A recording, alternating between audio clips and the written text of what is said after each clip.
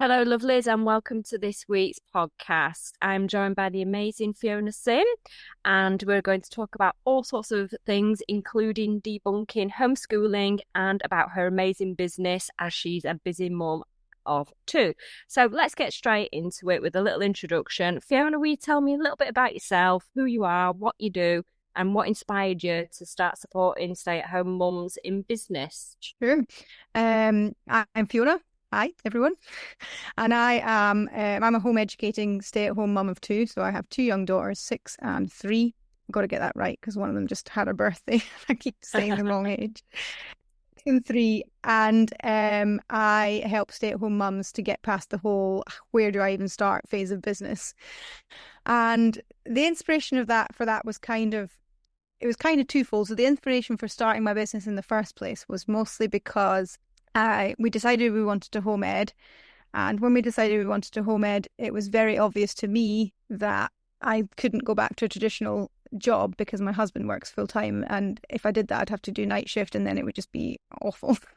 Yeah. So I decided to start my own business, but it took me a really long, like we decided when my oldest was a baby to home ed. So it took me quite a few years of trying different things and just trying, failing, until eventually I got to the point. First of all, I invested in myself a bit and I got a bit of training, and I'm now a certified business strategist. So, and the reason I wanted to help other stay-at-home mums is because of how hard I found it. So I basically want to sort of, the 4 or 5 years it took me to get to where I am, I want to help people make that like much shorter instead of having to waste the time well, it's not wasted time, is it? It's learnings, but that's Time's just precious, essentially so what inspired me. Yeah, time exactly. way, I way wanted people precious. to be able to exactly. And I wanted people to be able to like really have the life that they want. Like there shouldn't be anything that should stop them.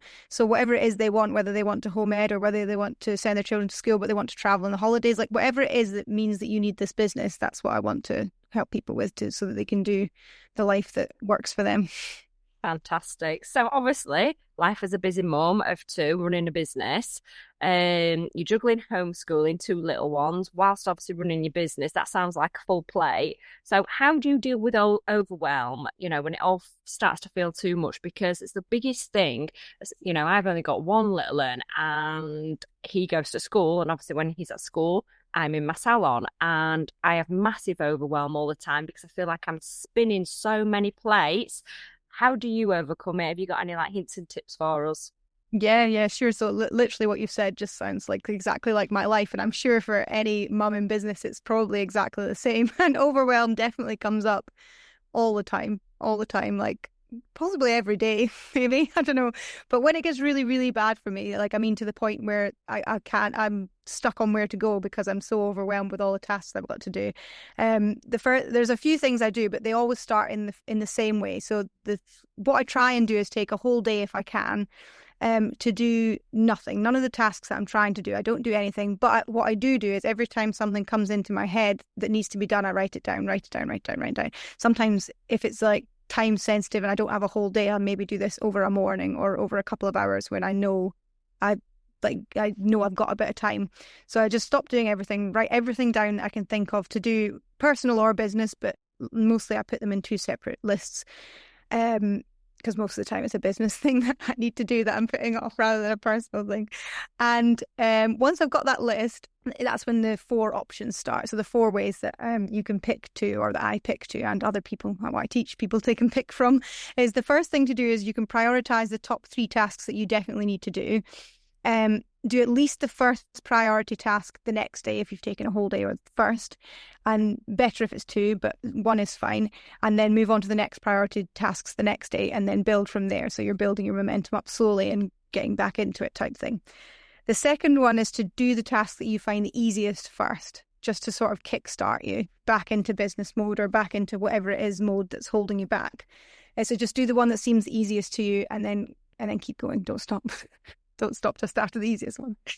The third one, if you're feeling really brave, and this is the one I kind of like to do first, is to do the task you're dreading the most first. Just get it out of the way, because when that task is out of the way, it's likely going to leave you feeling ready to take on the easier task because you've done the hard one. It's out of the way. You don't need to think about it anymore. And you're like, right, I can keep going. So that's what I try to do the most, but I'm not going to say that I definitely do it the most. I have that Um, many job lists everywhere, and then I forget like what's on my job list, and I forget to cross them off. But I like crossing them lists off when you've actually yeah, yeah. accomplished something. It's a good feeling, isn't it? When you go Oh, it's done, so good. done, done. Yeah, sometimes on my to-do list, I actually write tasks I've already done that day just so I can get a head start on the ticks. Oh, I love that. Oh, I might do that. That might give me a bit of an ego boost. Yeah, it does. It really does. You forget what you've achieved in a day because you do literally run around spinning plates and all of a sudden for me, it's the end of school and at school time to go pick Mason up. And I'm like, what did I achieve today? But actually, I haven't stopped. And then as soon as you get home, it just doesn't stop again. So I like the fact that you said about taking some time, and I have behind the scenes for this past year take off time because I was definitely having massive overwhelm. So I've done exactly the same. I can't take a full day because obviously I'm in the salon. Yeah. So what I do is I take a bit of a chunk of the morning, and Mm. the morning, first thing in the morning, before I start my clients, is either working on myself, from like meditation, mindset, exercise, or working on my business. So it's blocked out of my diary. Everybody knows that that's the time that I've got to either work on my business, get some of my to-do jobs out of the way. But I love the fact that you've got a day or half a day or something like that because you'd get so much more done. I just feel like I don't have enough time. So I might actually try changing it and do either half a day or full day instead of, do you get what I mean? So you've got Yeah, yeah, time yeah. to do.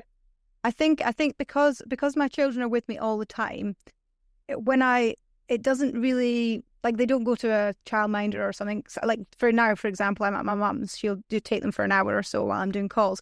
I think because they're always with me, there's no difference for me. Like for you, I see that like there's a lot of difference between like no children and I can do stuff and children I can do stuff. So it kind of almost puts more pressure on you to do the stuff while your children aren't there. Whereas for me, they're always there, so I don't really have the choice to like in some ways it's probably easier for me to neglect my things because I don't have a set time. So I've been also thinking something similar. Maybe I should like take 2 hours a week or something and ask my mum, can you always have them on these 2 hours so I can really dig in? But yeah, like what you said about the guilt about like you feel like you haven't done anything all day. So sometimes if I feel like that, I actually write a list of what I've done today. So every time I finish something, I write it on a list just so that at the end of the day when I start to get those mindset monkeys saying you haven't done anything, you haven't done anything, I can look at my list and it tells me. I like that. I'm going to start doing that. That's Yeah, fantastic. it's So cool. obviously you've mentioned homeschooling. I'd like to break the stereotype, because obviously you've chosen to educate your children from home, and a lot of people still see that as alternative, and a lot of people think it's just for hippie mums. So I want to bust that myth. I want to ask if it's okay. What made you choose homeschooling, and what do you love about it? Yeah, yeah, of course. So I'm sure there's quite a lot of people out there who would call me a hippie mum, to be fair. But yeah, there's lots of reasons actually, loads and loads of small reasons all put together. But I'll do the two main ones just because actually maybe it's three. We'll just see. I'll talk and we'll see how many come out. So the first one was really because um like when I've learned, so when I was at school, this has nothing to do with why we chose it necessarily, but it's a story to explain. But when I was at school, I was in an accelerated maths class for a year, which was putting us through a higher level of maths that we would normally do. And there was two classes doing it, and I was in one of the classes, and we did the exam, and I was the only person in my class that passed, and everybody in the other class passed. But because there was no room, apparent room in the other class, they wouldn't move me into that class to keep moving forward. So essentially, I spent a year while my class were redoing everything, doing nothing. Like they didn't give me any work to do. So by the time the next year came and I moved into the class I should have been in before, I was just like so demotivated with maths. I was like, nah, I didn't think I was good at it. I thought it was rubbish, and I just gave up, like totally gave up. So I didn't ever pass very good maths. But when I was about when did I go back to college? I think I was like 25. I went back to college when I was 25 to do a engineering course. A big switch, I know, but I went back to do engineering, and obviously a lot of that is maths related. And I was like so shocked at how good, like number one, how interested I was in maths, and number two, how good I was at maths. And I realized it was like I realized then that like when you're really interested in something, you're so much more likely to pick it up. So that was one of the big reasons we chose home ed, because we really wanted to follow their interests. So in as much as we definitely want them to learn English and maths as well, like the things that they're learning, I want them to be like they're learning it on their own type thing. They're just picking it up because they're so interested and they want to learn so much more. And I feel like sometimes with the curriculum, obviously that's not always possible because you have to do what everybody else is doing. And it's been really interesting actually since we started. Officially we started last like this school year. She would have been in school, so officially that's when we've started. But obviously it's just been going on since they were little. And it's been really interesting to watch her because she literally like I don't sit down with her and do maths and I don't sit down with her and do English. Like we don't tend to use workbooks. We just sort of live and she learns as we go along. But she's like teaching herself how to read. She loves to write cards to people, so she always wants to write people's names. So she'll ask me like what letters and how to spell it, but I'll just tell her and she'll sit and write them. Or if she can't remember, I'll write one down for her. But it's like really, really like I feel like it's low effort. I don't put a lot of effort into teaching her things. Like she just kind of does it. She picks it up. And I don't know if it'll be the same with the second one. We'll have to see. Maybe she will need more hands-on. But it's just been really interesting to watch her learn all these things by herself. And it just really validates to me the reasons I chose it, or that reason I chose it, that it was a good choice. Now, like when we decided, we've always said it's never going to be like all or nothing. We're not saying they're never ever going to go to school, because they might choose when they're older to want to go, and then we can discuss that and talk about that, and they can go if they want to. But that was just one of the reasons that we've decided to start from the beginning. The other reason is because my husband's family are from Lithuania, which is northern Eastern Europe, and so I really wanted to be able to go back there more often for them to like learn the language, learn the culture, spend time with their family, because my mum and dad live in the same town as us, so they see them all the time. And if we were to go send them to school, it sounds like a silly reason, I know, but if we were to send them to school, the flight prices in the holidays are like absolutely nuts, like proper nuts, and we'd be what's the word? Financially constrained. It's a nightmare. I'm exactly. Yeah, Easter holidays are coming up, and I have paid £1,000 more for the yeah, same holiday if it wasn't in the school holidays, and it's so unfair. Those memories that they make, the education, the friendships, the hmm, confidence, the mindset, the amazing memories that they make to go on holiday. It costs an absolute fortune, and I don't yeah. agree with it. If you're going to see family, if they were doing exams, that's different, maybe. But if you're going to see family, and especially if they're learning another language as well, I completely know. get that. Yeah, Oh, totally. And we went back to Lithuania last year for my it was my brother-in-law's wedding, and so we had to go in August, which is obviously summer holiday time, and we paid 5 times more in August for our flights than we pay like just we're going again in May, like more than we do in May. So it was just like oh, so that was one of the factors that we decided as well. And I did have a third reason, but it's gone out of my head now. no, it's fine. Thank you for sharing it, because a lot of people don't know. I would have thought you would have had to have rules that you had to follow. And the only thing I can liken it to is in COVID when Mason had to do like on school like online learning. God, that was so stressful because you had to sign in at a certain time, you had to do this, you had to do that, and you just felt overwhelmed with it. Yeah, And I then tried to think of different things to do that was still part of learning, like going outside and let's go count some flowers. Because he was little, let's go count some yeah, flowers. Let's go count some flowers and put them down. And then, what, just 3 flowers and 2 flowers. So I get how, like, probably more interactive it is. And they get to do what they want to do in their learning environment. Like, if they want to use stick men to count, yeah, Mason was using pasta and flowers and bags of crisps and what. It's just nice to be able to have, I guess, that bit of freedom. So thank you for sharing that. no So worries. obviously you support mums who want to start a business. So there's a lot of stay-at-home mums out there. There's some of them are my clients, and they have amazing business ideas, but they feel totally stuck on where to even begin. So obviously this is where your signature start system comes in. Can you tell us what it is and how it helps you clients and potential listeners and everything go from the idea to action? Yeah, yeah, of course. So, it's an acronym, the START system, and forgive me if I forget how to spell it halfway through because that often happens when I'm trying to It's remember it. fine. So, the first S is for super specific strategy. So basically, essentially just having a strategy that works for you and your life and your family, however that may be. So like setting your business up to, like, for example, my business is solely online because we want to be able to travel, and like it's more working towards recurring revenue and being able to um time leverage, like spend less time and earn more money type thing. But obviously that can look different for everybody. Obviously, you work in your salon when your son is at school, so your strategy would be slightly different to someone like me. And so yes, the super specific strategy is the first one. T, which is next, yes. T is time. So that's time management, finding out where you've got the time, where you don't have the time, how you can incorporate your work into the time you do have. So, for example, like I have lots of time with the children and I have to try and find time to work in there. So I spend a lot of time making my tasks as tiny as possible.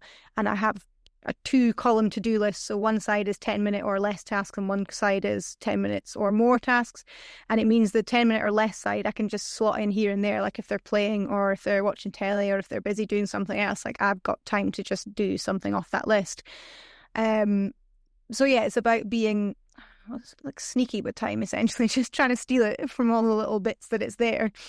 And accountability is the next one. So that's, yeah, essentially is figuring out like how you can best hold yourself accountable to do the things you need to do. So whether you need external accountability or whether you can hold yourself accountable for what you're doing. So I personally need external accountability. At the beginning, I thought I didn't, but I absolutely, definitely do need external accountability. So I'm part of a group where we've got a group chat and we can all hold each other accountable. And I kind of say not get in trouble if I don't do something wrong, but I know that there's someone there who knows what I should be doing, so I have to do it, type of thing. Yeah, it works though, And doesn't it? It really does work. it Accountability, does, being someone to be honestly. accountable to just so works. Like me at the minute, I'm doing a fitness program, and because I'm accountable to somebody, I'm doing it. If I was doing it by Yeah, myself, I know what I need to do. Would I do it? No, of course I wouldn't. Same yeah, with that's a business. perfect example. I have to be accountable, and if I just do my own little things, if I'm not part of groups and everything, and people who are like-minded, you do just it's lonely being in business as well. So we talk about accountability, but it's also about making bonds with people, isn't it? And getting ideas and Yeah, bouncing ideas off each other as well. So yeah, that's brilliant. Yep. So R. yeah, definitely, definitely. R is resetting mindset or reset mindset, and it's essentially just like all these things that are holding you back, like all these things that are holding you back that are not like time or like physical, all the things in your head, the things like, oh, but I'm not good enough to do that. Oh, but I'm not the expert in that. Oh, what if I fail? Or oh, what if I succeed? Which is a big one. Like I catch myself with that one all the time because I'm like, well, if I succeed, that means I can travel to places like Australia. Oh, but that's an awful long way away. Do I really want to do that? Even though I know I want to do that. Do you know what I mean? Like, it's just like you talking yourself out of the things you want to do, like, because they're a bit scarier and they're a bit against your norm. And, yeah, so those sort of things, identifying them, catching them as they're in your head, because often they're not even in the front of your head. Like, I feel like for me anyway, they're not there right there screaming right in front of my face. They're right in the back and they're whispering to me. And if you don't catch them and sort of nip them in the bud, then they definitely will stop you. And it's so strange because, like, when I first heard people talking about this in the beginning, I was like, nah, surely not. And then as I was more aware of it and listening to it myself, that's when I started to catch them and be like, oh, they're so sneaky, like try to They bring are you down. sneaky. They are And sneaky. And they're yeah, they exhausting are, as well. and I they can get feel myself so tired. Sorry to interrupt. You get yourself so tired, don't you, no, when you all these little chipmunkies keep going on, you little exhaustion. No yeah, wonder as women we're tired because we can't sometimes switch them monkeys off at the back of our brain. I don't. Yeah, and even when you go to bed, they're just there, like, hello, you're back again. We're going to talk to you all night long and tell you how you're not good enough to do anything. Oh So my just gosh, I yeah, literally saw that on TikTok the other day. what did you do? Excuse me. I'm new to TikTok. I've had to come on TikTok. I know I'm far too old for TikTok. I had to go on TikTok and literally I was watching that last night at 11:30 at night. You're meant to be asleep. My fitness person's like that. You're meant to be getting more sleep than that. But honestly, I couldn't switch off. And I was scrolling through TikTok and this person popped up going, as a woman, we work so hard, and as we start going to sleep, and then we need to do this. And did you forget to do this? And did you order that? And what about this? Did you forget to let the dogs out? Did you turn the cooker off? Did you do this? Honestly, that's our brain constantly, isn't it? So Literally, is it? I definitely. swear I get up like 3 times. Every time I try and go to bed, I'm like, oh, but I need to go downstairs and do this. Oh, I need to go downstairs and do this. I've forgotten to do this. Yeah, no, it's exactly like that. So the R of your start And the system's T, really important, isn't it? To try and reset that mind and try to obviously calm those little monkeys. yeah, it's arguably one of the most important ones actually, because you can have all the other ones as much as you like, and you can have like everything else could be perfect. You could have you could have bits of time you found, you could have the strategy, but if you still got those chipmunks, monkeys, whatever you want to call them in your head, they will stop you no matter what. So yeah, they really are important to try and grab hold of and get rid of. And then T. And the T for start system, yeah, is take action. Again, arguably one of the most important ones, because you can have all those other things. You can have even done the mindset, but if you don't actually not take the time, but if you don't actually start doing what you need to do and keep doing what you need to do, which is something I struggle with a lot, is like I'll do it for a while and then I'll be like, oh, I've done lots of work and now I deserve a break. No, no breaks. No, I'm not. I'm joking. You do have to take a break. But I mean, like, my breaks can last for days and they don't need to last for days at all. So I've actually recently set myself one evening a week where I'm not allowed to work. And I've done that on purpose so that when the next week comes around, I'm always waiting for Friday evening. My husband will cook for me when the kids go to bed and I'll sit down and watch telly. That's what I do. And that's my one evening for no work. And I'm trying to be really strict with myself so I don't end up taking days at a time. But yeah, take action, because if you're not going to take any action, then literally nothing's going to change for you. No, absolutely. Oh, thank you so much. I really appreciate that. So we've just said obviously mindset blocks. Starting's often the hardest part. So what are some of the most common mindset blocks or hurdles you see us mums at the beginning of our business journey have, and how do you help overcome them? Yeah, so we kind of touched on some of them. I'll start with fear of success just because we went into that one a tiny little bit more.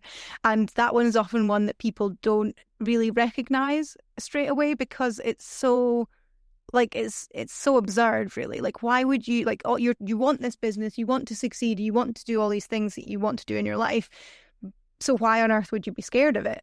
But your brain is essentially telling you that, well, it's different from your norm. So already your brain is like, no, no, I don't want anything different. No, that's scary. It's different is scary.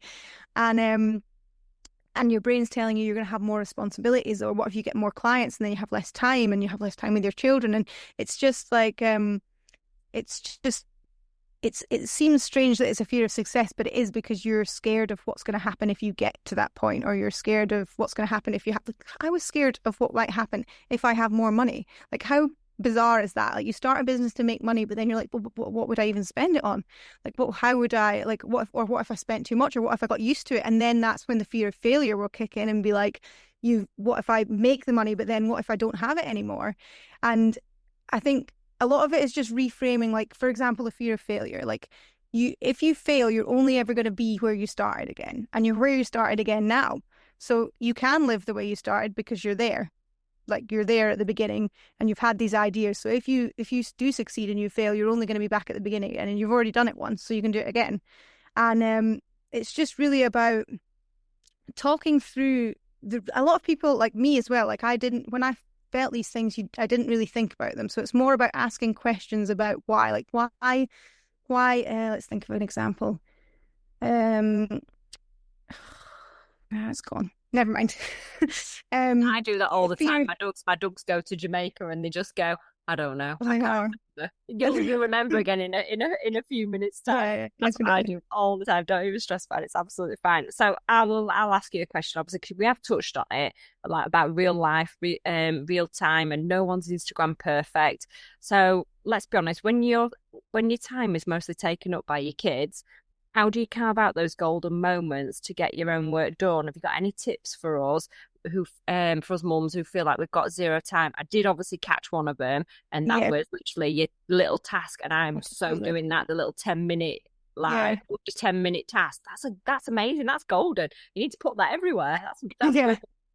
No, that is a good one. And the other one is, it kind of works in well with the 10-minute task. So when you've got your 10-minute to-do list and you've got your 10-minute tasks, I also do another thing with the children, which is kind of like a 10-minute exchange, let's call it. So they often, obviously, children want your attention. They want to do stuff with you, want to read with you, they want to play with you, they want to go outside, they want to do all these things. But so if I need to get some work done, we've got sand timers in our house. Oh my God, they're so good. We've got lots of different times on them, and they love a sand timer because they can visually see for themselves how much time is left or how much time, well, yeah, how much time is left. There's no other thing they can see. And so I'll often say, like, I'm going to do 10 minutes of work. We'll put the sand timer on. When that 10 minutes is finished, we can do 10 minutes of what you want to do, which is normally, in my children's case, they want to read a book. So I'll say we'll do 10 minutes on, I'll do 10 minutes work, and then we'll do 10 minutes of book. And then we'll just switch that about for as long as it takes them to get bored of it. And occasionally, actually not occasionally, quite often, when we start doing that, they'll end up getting so engrossed in whatever they're playing with that they forget the timer's even finished and they won't notice it. So I'll maybe get 15 or 20 minutes out of it because I don't stop them if they haven't noticed. Because I That's obviously really good. I might have to go buy a little egg time, I think. yeah, they're so good. And they like to obviously switch it on and off and stuff. And I'm still with them, like they're there in the room with me. Like I can do what I need to do for them and it's all good. And then quite often with things like that as well, I will like pre-prepare, like pre-prepare snacks because that's the thing that people want most often. So I'll put a little selection on the table. So when they're asked for a snack, I can just be like, through there. I don't need to do anything. And kind of a mindset-y type of tip as well to do with working with children around all the time is be prepared for interruptions. Like I used to get really annoyed with interruptions and they would like totally throw me off my game and I would stop what I was doing. But I realized that was just useless because I wasn't ever going to get anything done if I kept getting annoyed with them. So I kind of had to sit down and give myself a really big talking to and say, like, they are going to interrupt you. You need to be ready for the interruption. Like I said, pre-preparing snacks or whatever it is they want to do, or maybe having the sand timer next to you. So if you're not doing the exchange, but they ask you for something, you can be like, oh well, let's just give me 5 minutes, just give me 2 minutes, 3 minutes, whatever time you've got, however much time you need. And they do respond most of the time quite well to that. And I obviously don't get as annoyed when I've prepared myself that they are going to interrupt me because when they come, I'm ready for it to happen. I'm almost like waiting for it. And then I don't have to, like, we don't end up in an argument, for example. Yeah, And yeah, then that's me sometimes. Yeah, that is me sometimes. That's actually a really good tip because I get so engrossed in what I'm doing that if Mason, bless him, asks me a question, it throws me and I can't get back into it. So I've had to, my thing is I can't do anything really when he's around because he's been at school all day. He wants my attention fully. So I Yeah. can't change my website. I can't answer a client. I can't do this because I'm not very good at switching off. And Yeah. I guess maybe because I haven't had to be, because when I do decide that time is for me, it is quiet. So yeah, you've got to adapt, haven't you? Definitely. Yeah, I can't even explain how much, like how different not I am as a person, but how differently my mind works now from even just like say a year and a half ago. Like how much I've had to just grow internally to get to where I am now. Like not in a scary way, not like it has been hard work, but it's been rewarding hard work. Like I can see the improvements in myself and I can see the improvements in what I've done. And it's really like it feels good. Good. Good.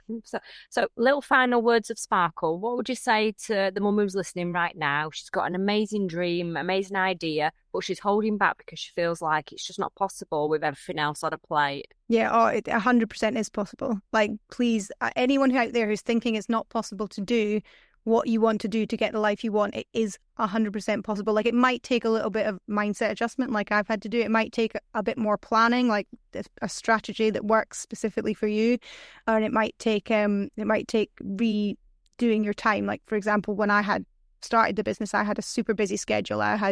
We were scheduled in for all sorts of things because I thought, oh, it's home ed, so I need to make sure they're busy. And actually, it's just not, it just didn't work. It was so stressful, and I think I calculated it like 60%. I stripped back our schedule, so you might have to make changes like that to get where you want to be.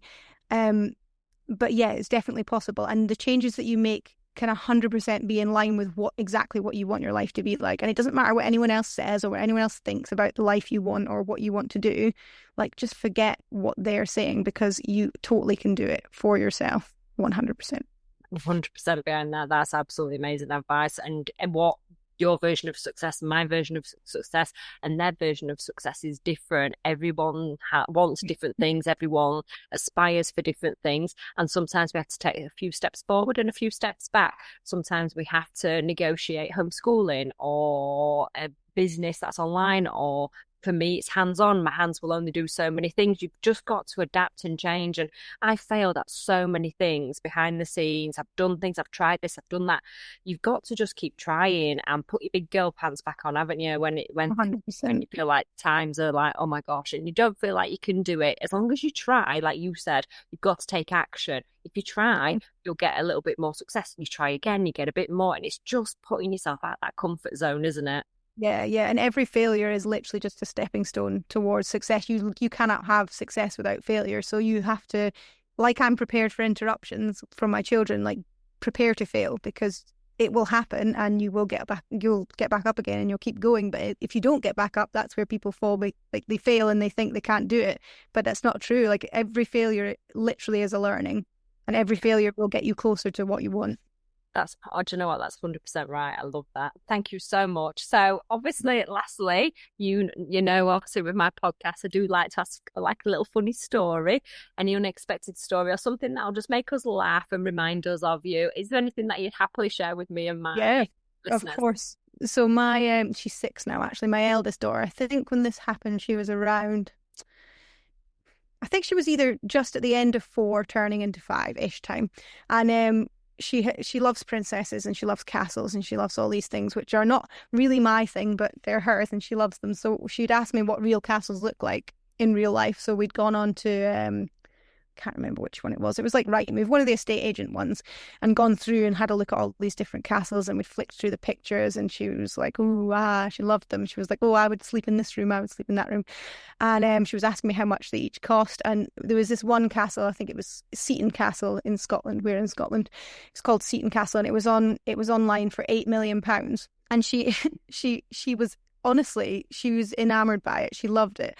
And she asked me if I could buy it, and I was like, "I'm really sorry, darling. Like, I don't have £8 million." And she had a absolute freak out. She had a meltdown for like, I think it was around about half an hour, 35 minutes, screaming, crying, throwing herself on the floor. I'm sorry, I couldn't help but not laugh because it was ridiculous. Like, she was having this massive meltdown over the fact that I wouldn't buy her an £8 million castle. I was like, "Oh my God, darling, chill, chill out. Like, I'm sorry. I don't You have might it." need, oh, bless her. You might need to put that on a visual board, the £8 million I castle, and know, get to I know. visualize it one day. So You'll be having unhappy. I was just, oh God, I just couldn't believe it. I couldn't believe that, like, obviously her concept of money is completely different from mine, and she just loved this castle so much she wanted it. But I was just like, I can't believe this is my life right now. Like, I can't believe my child is having a tantrum about me not buying her an £8 million castle. I love that. Thank you so much. Thank you for Yeah. all your words of wisdom. So, for anyone obviously who's interested in any advice from Fiona, I will pop down all of her details below, and I'm sure you'll be able to answer lots of questions if anyone's got any questions. Is that Of okay? course, yeah, yeah, yeah. I'm mostly on Instagram. I have a little bit on Facebook, mostly on Instagram. So if you want to come and find me there, I Yeah. will be happy to chat to anyone. We'll make sure we put your Instagram handles down. So thanks ever so much. And I hope everybody has an amazing week and keep your sparkle on, ladies. And I'll look forward to chatting to you on the next podcast. Take care. Bye.